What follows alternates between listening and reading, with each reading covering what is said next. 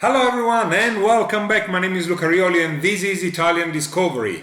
Today we are going to cover 5 different locations in Italy, which are Sicily, Puglia, Rome, Venice and Lombardy. The way we are going to cover these 5 destinations is a little bit different. I'm not going to tell you too many obvious things. It's not the basic, but I would like to give you some tips to go and explore some few things in those destinations. Maybe give you some ideas, maybe give you some tips about places where to go, what to see, places that sometimes are not in the regular tours that everyone is planning in Italy, some places where to eat.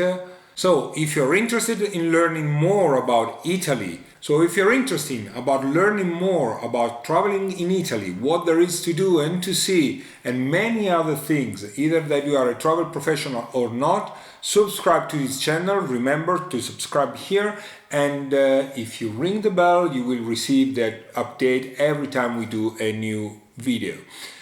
If you have any comment, please write it down below.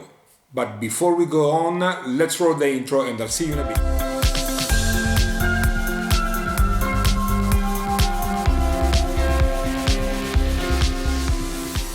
Okay, and welcome back. So we were talking before about those 5 different destinations, which are Sicily, Puglia, and then Rome, Venice, and at the end Lombardy. Have you noticed I've started from the south this time, because generally when it comes to Italy we always start from north to south. I wanted just to change a little bit the cards on the table right now. So Sicily, as you know, Sicily is the farmost island in the south of Italy, and it happened that this year I wrote a book which is I Leoni di Sicilia, but I think that in English the book is The Florio of Sicily. Florio is one of the Sicilian family that are now famous all over the world for their wine. They are a great producer of wine, the Marsala wine. And there is this novel that is telling about a little bit this story. So from when they arrived in Sicily in 1799, and they became bigger and more powerful up to the point where they were one of the most important and influential family in Sicily. It's a really interesting book to read. I want just to tell that I'm not being sponsored by anyone in this video, therefore everything I say it's my personal opinion. So going back to the book I was reading on these days, being in quarantine I have a lot of time, and I remember one trip that I did 2 years ago with my wife and a couple of friends. We were there in Sicily. Therefore I'd like to give you some tips. The novel is based in Palermo, so Palermo is one of the 2 airports of Sicily, Palermo and Catania. When you get to Palermo, my suggestion is to spend 1 or 2 nights over there, and you could visit the Palazzo dei Quattro Pizzi or the Villino dell'Olivuzza, which are the 2 building residence of the Florio family. You will also be able to visit the wine cellar of the Florio family. The wine cellar, as I was saying, are very famous for the Marsala. Marsala, it's a sweet wine produced in Sicily. Super good. After Palermo, you could move to Trapani. Trapani is one of those destinations that sometimes is not recognized in the main itinerary, but it's super cool. When you get to Trapani, you will see there are all the salt flats. So you arrive and you see all these salt flats during the day. It is a white that is so brilliant, and it's quite hard to look at it if you don't wear sunglasses. But the coolest thing is that at night the sun is going down on that side of the island, so you get a beautiful sunset over there overlooking the salt flats. It is also a great place for photographers that love to take photos but it's absolutely stunning. You see there are some places still with the wine mill, and you can have a little nice dinner in one of those open restaurants overlooking maybe the wine mill and the salt flats at the sunset. Definitely a must to do. After that, if you move into the direction of Syracuse, there is a place where to stay, which is the Verdura Resort. Verdura Resort is one of those hotels I really love, simply because the space they do have is unbelievable. They do have a 27-hole golf course. In addition to that, I think they have four soccer field plus tennis courts, private beach, pools. There is everything. Inside the entire hotel, you could just simply take a bike that they gave you and you can go around by bike. There are no cars. It's super beautiful. You can go with your family. It is one of those hotels that I strongly recommend. We do have it in our inventory. You can ask us if you want, or go on our online system and you can find it. Once again, I'm not sponsored by them. It is just because I was there. I spent the night there with my wife and it was super beautiful, really. After spending a few days there, you can go down to Syracuse. From there you can go to Marzamemi, Ibla. Great location, absolutely. And in front of Syracuse there is a little island which is called Ortigia. Ortigia, it is a little gem. It is not really an island. I mean, it's connected to Sicily via a bridge. You get there, all the city center is almost close to the traffic, so there are no cars, streets are really narrow, it's plenty of really good restaurants, you can walk around, lots of churches, some museum, on the beach. It's super stunning. When you're there, my suggestion would be to stay at the Hotel Il Minareto. The Hotel Il Minareto, it's not in Ortigia, but it's just in front of the island. So from the room of the hotel, which is located on a cliff, the beach is not really good, I have to say. It's a very small beach, therefore my suggestion would be to do at the other hotel. You spend more days if you want to have some days at the beach and relaxing. Here you use it as a hub and spoke to do all the excursions, but from the hotel, if you have one of those rooms that are overlooking the island, at night you just open your patio and you can see Ortigia. It is super beautiful. And now we move on to Puglia. Puglia is one of those destination region which is lately becoming more and more famous. So Puglia to me is one special destination, not only because it's beautiful, but I do also have parents over there, so happened for me to go pretty often down there. The beaches are tremendous. I would compare to some of the beaches even to Maldives, honestly. In August it's a hell because there are too many people, it's super crowded, so avoid the time of the year, but for the rest it's super nice. Puglia is a peninsula. Inside the peninsula, I have to say, because you could be on the Adriatic or the Ionian side of the region, and you can go from one side to the other in more or less an hour. One of the most beautiful areas is the Salento. Salento is the very bottom part. It's a little triangle at the very end of Puglia, and it's unique. What to do once you are there? My suggestion would be to spend at least one night, more if you can, in a masseria. But what is a masseria? Masseria were at the beginning farmhouses. So the landlord was living in the city, but all the people that were working for him, they were living directly on the field. So they were building these farmhouses called masseria. Nowadays, most of those masseria has been bought and reconverted and renovated in luxury resort. My favorite over there, simply to say, is Borgo Ignazia. It is an entire village, including the central square. It's a luxury hotel, really, really prestigious. If you have the chance to spend 1 or 2 nights there, definitely it's totally worth it. Once you're there, you could go to the beach, or you could visit places like Alberobello, or maybe the countryside, which is really nice. And of course, one of the biggest part that you can have there once you're on vacation is trying to taste the food. As you probably know, each region in Italy has different type of food. When you are in Puglia, my suggestion would be to start a nice breakfast with the pasticciotti. Then you could taste the friselle.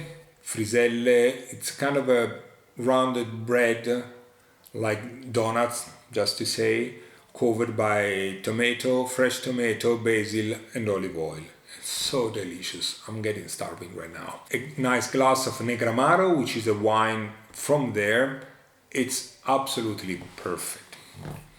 Now let's move on and let's go to Rome. Rome, the eternal city.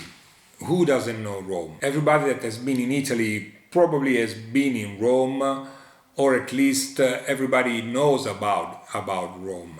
We all know that the Roman Empire and all the ruin of the Roman Empire are one of the main attractions, such as the Vatican with the Vatican Museum, so the Colosseum, the Trajan Forum.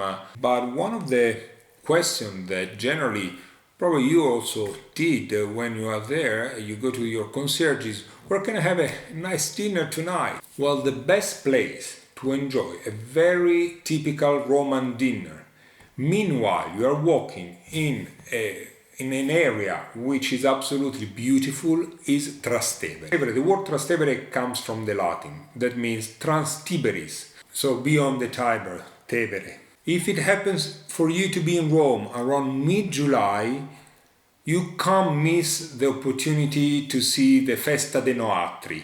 That means our fest. It's a sort of festival that has been celebrated since 1535, when there was a violent storm, when the fisher found a wooden statue of Madonna at the mouth of the river Tiber. So the party lasts 8 days. During these 8 days, the neighborhood of Trastevere, which is where you generally find the true Romanity of the city, changes even more. And you can find there street performers and party, market and fireworks. It's absolutely great to see. And how can you end up a night in the best possible way? Of course, having a dinner in one of those local trattoria. In Trastevere you can find the very best food, and the best place to taste it is D'Enzo at 29. Here, just to name some of the specialties, it's carbonara, la gricia, amatriciana. It's so delicious. If you are in Rome, my suggestion would be to overnight at the Hotel Corso 281. It is a really nice hotel. It's a 4-star superior hotel. Via del Corso is the main street where all the shopping is. It's very close to the Colosseum, and you can get to Trastevere in half an hour walking distance. Therefore, it's not that bad. Even if you want to go back at night and you don't want to take a taxi or the public transportation, you can just simply walk. Another good part is that from there, if you are able to wake up early, and when I say early, I mean really early, like 5-ish in the morning, 5:30, depending, you can go to the Colosseum before the sunrise, and the view is absolutely amazing, really, and there is nobody else but just you and the Colosseum. If you go there during the day, which is still great to see, but there are thousands and thousands of people in front of it, it's crowded, you have to line up. If you get there at 6:30 in the morning, it's unbelievable. But now let's move on to Venice. Well, everyone knows Venice. It is indeed one of the most romantic cities in the world, probably, and is one of the most unique cities, considering that people move by boat and not by car. So, what is my suggestion for Venice if you've been there already? After you do the regular tour, you visit all the museums, the churches, my suggestion would be to visit one square. What is square? Square is where they build the gondola. It is probably the only place in the world where you can see these artists actually that are building the gondola, and you can ask them, and maybe sometimes you can try to do some few things. It is an experience, it's a unique experience, and the only place you can do it in the entire world is there. We do have our professional guide that are really good. They can take you to the non-touristic places, and it's honestly worth it. Another great idea is to visit Murano, Burano, Torcello, to visit, of course, the glass factory, but also the secret gardens, because there are a lot of villas and houses that they do have some gardens that are just behind the wall that are not possible to see from the outside. So that's why they are called the secret garden. And you can go with a guide and she can show you and enter these beautiful places, so our little paradise within the city. Of course, when you get back at the hotel at night, you will probably want to do something typical from Venice. My suggestion, once again, is to stay and to overnight in Venice. Do not take the train and go to Mestre. Do not take the train or the car and go somewhere else. Inside Venice is the best place, just because after 5 o'clock the entire tourist mass just go away. Therefore you are in the city with not many people around, and this is an experience unique. My suggestion would be, as an hotel, to stay at L'Orologio. L'Orologio is a centrally located hotel, very nice. I like this hotel simply because I don't personally like the real Venetian style, because in my opinion it's too much, too dark, too little bit too much. This hotel instead, it's modern, it's clean, it's fresh, so then you have a great location in the city center, but it's not too heavy, let's put it this way. Venetian people are generally going out for cicchetti. Cicchetti are little aperitif, little things to eat. And the places where you can have those cicchetti with a nice glass of wine or maybe a spritz are the baccari. The baccari are a little bar, sort of bar, where you can go and get these cicchetti. So try it when you are there. Absolutely, it's a must. And now finally we are in Lombardia. Lombardia is well known for Milan and Como and the Lake of Como, mainly. But there is another area, which is the Valtellina.